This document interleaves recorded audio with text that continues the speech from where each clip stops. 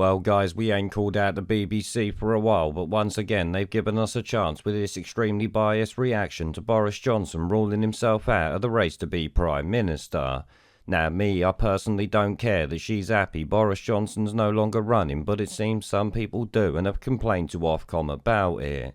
This is because working for the state broadcaster that forces people to pay its licence fee means you should be impartial on literally everything, and more so when it comes to the news. Of course, the BBC often fail to do it, and this is another example of that.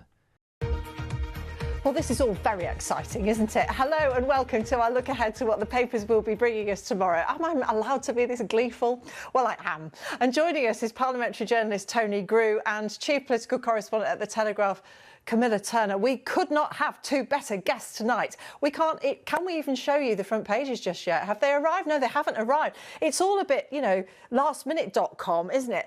Because all of the front pages were probably out of date by the time we received them. They're still warm off my printer. Boris, not this time. What struck me, though, Tony, was that Boris Johnson said that he thinks he'd be very well placed to lead the Conservatives into a general election in 2024. That would assume that Rishi Sunak or Penny Mordaunt were unseated at some point. I think it's extremely unlikely that this government is going to limp on in this fashion to 2024. I think an earlier general election, I think, is much more likely than that. But of course, Boris Johnson thinks that he should be world king. Of course, he thinks he's best placed to win an election in 2024. He probably thinks he's best placed to win the American election in 2024.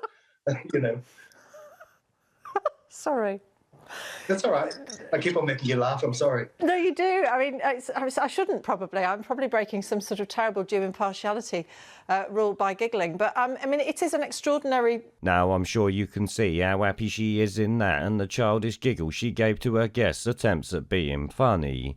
This, while not offensive to me, is likely going to annoy some people the same way it would if a guest mocked Diane Abbott on the BBC and the presenter sat there laughing. This would be fine on a TV channel that's not forcing the public to pay its licence fee to support its politically biased bullshit.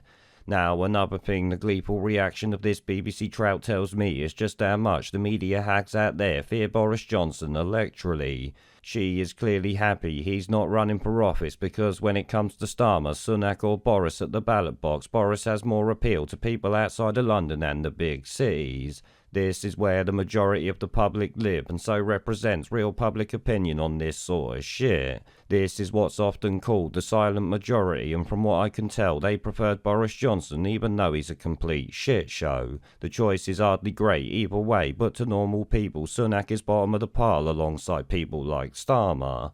The BBC, though, have shown their political bias, proving once again we need to defund this worthless woke cesspit and show P45s to all the anti-British scumbags that it employs.